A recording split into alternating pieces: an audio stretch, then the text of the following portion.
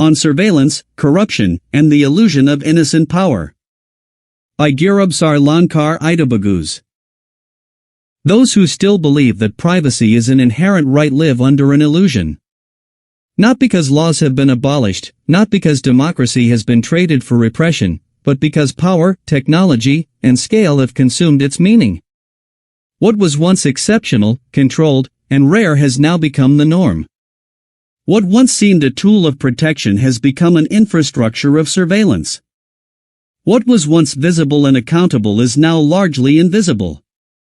And those who do not perceive this have already accepted the system. The world we inhabit is built on information.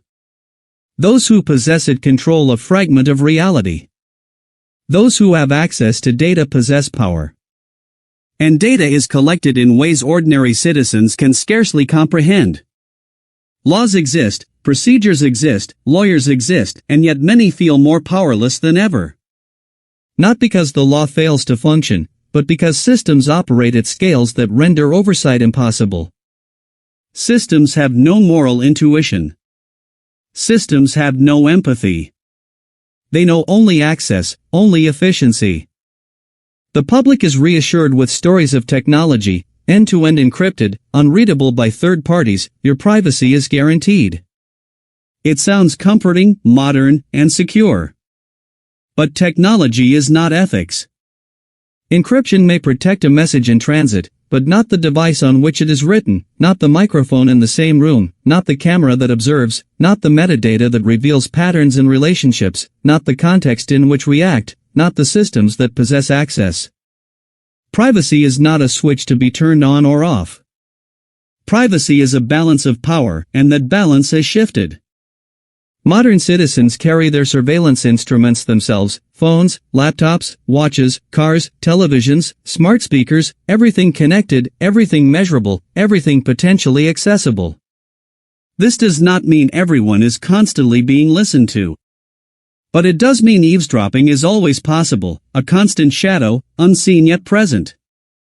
And in a sober analysis, one rule applies: what is structurally possible will, sooner or later, be structurally utilized.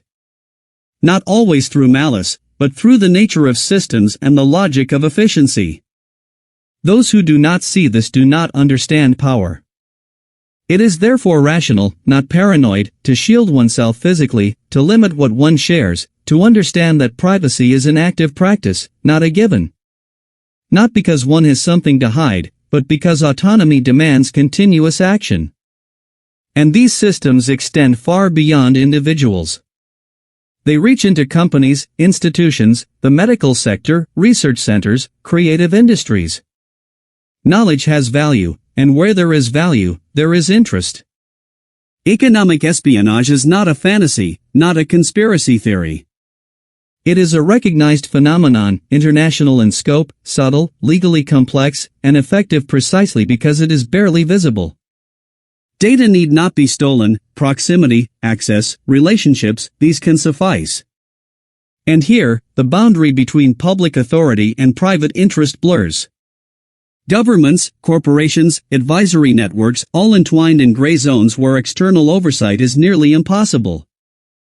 For citizens and professionals, it is scarcely visible who operates under authority, under advisory roles, under exemptions. Not because misuse is automatic, but because oversight by outsiders is absent. Power without counterbalance need not be malevolent, but it is always fragile, always dangerous, because the potential for misuse always exists, even if it is not exploited. Within certain secret structures exist functions and operations are entirely invisible to the public. Sometimes agents operate on assignments, scarcely aware of one another, each within their own fragment of a complex infrastructure. They act with exceptional authority, powers that in theory enable them to make decisions beyond ordinary boundaries. No one outside these structures can trace their actions, and the systems are designed to shield their identities and deeds. This creates a reality in which power is concentrated, anonymity systematically preserved, and decisions of immense consequence made without public visibility. It is not a matter of individual guilt, but of how systems structure absolute discretion and exceptional authority, and how this breeds tension between liberty, ethics, and oversight. It is an abstract yet very real illustration of how modern power operates, compartmentalized, layered, anonymous, and often beyond the reach of democratic control, heightening the necessity for awareness, vigilance, and civic engagement. Meanwhile, society is expected to believe in equality, solidarity, and fairness. But experience shows equality is far from uniform. Those with capital, networks, and legal expertise navigate rules and procedures differently than those who do not. Mistakes, negligence, even transgressions do not carry the same consequences for everyone.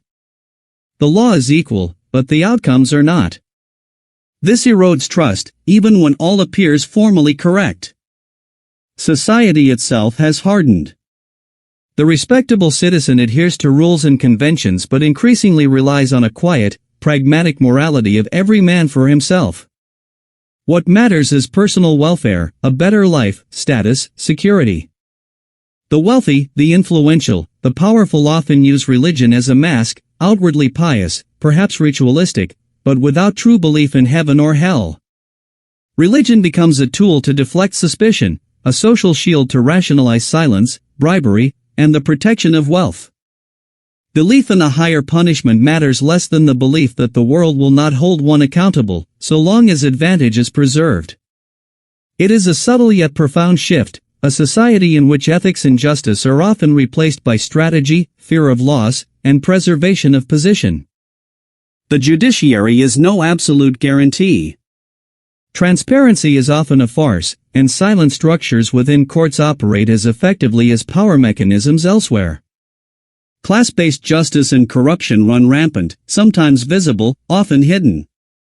Where oversight and counterbalance are absent, a vacuum forms in which silence thrives and power may overreach. No law, no procedure can fully shield against the system of silence. Those who understand this feel a paradox, powerless within structures they are expected to trust, trapped in a network of rules that provide both protection and limitation. Judges, juries, procedures, all human, all fallible, all embedded in a context that is never fully transparent. Absolute power exists nowhere without oversight, and it is precisely here, in the shadows of the legal system, that silence wields its deepest influence. Within this landscape emerges a word most prefer to ignore: corruption. Not because it does not exist, but because it is subtle, deliberate, and effective. Not as envelopes on tables, but as networks, reciprocal obligations, silent agreements, loyalty above transparency. The most effective corruption is legal enough to endure, and invisible enough to escape scrutiny. Silence is rewarded. Silence buys calm. Sometimes power. Not all who remain silent are complicit, yet the structures in which they operate often force a choice between truth and self-preservation. Some acts are socially deemed inconceivable: professionals under pressure, deliberate concealment of mistakes, rewarded silence. Precisely because they seem unthinkable, these practices disappear from public discourse. History repeatedly shows that serious abuses rarely begin as crimes. They begin as pressure, interest, loyalty, fear of losing position. Not because people are inherently malicious, but because systems compel them to choose. Silence has its own currency: status, protection, legal shielding, material benefits that bear no official name. Bribes rarely appear labeled as such, but their function is identical: buying silence is cheaper than enforcing justice. Matters vanish into procedure, confidentiality, bureaucratic language, or simply time. No conspiracy needed. Only a system that prioritizes stability over truth. States rarely fail through a single act. They fail through enduring invisibility. This very silence, this freedom of action within structures of power, these invisible authorities and shielded operations, they are not abstract phenomena. They are the silent, often unseen causes of a nation's potential downfall. Sooner or later, when power lacks counterbalance, where silence trumps responsibility, and when anonymity trumps transparency, weak foundations arise that destabilize a nation. The Netherlands is not immune. it is vulnerable to the quiet that protects power and obscures responsibility. And this is not solely America, as many imagine. Every European nation, every nation in the world, develops its own networks of power. Historically, symbolically, ritually, everywhere major decisions of war, exploitation, genocide, and population control are made, institutions function as instruments of justification and mask. Within these symbolic structures, the Black Pope plays a role, the one who quietly, in seclusion, guides strategic decisions, authorizes wars or exploitation, and advises and monitors power structures. The black robe signifies discretion, power unseen, decisions executed by others while the authority remains invisible. Opposite this figure is the white pope, the public persona who radiates compassion and morality, who uses rituals, ceremonies, and public appearances to project an image of justice and mercy.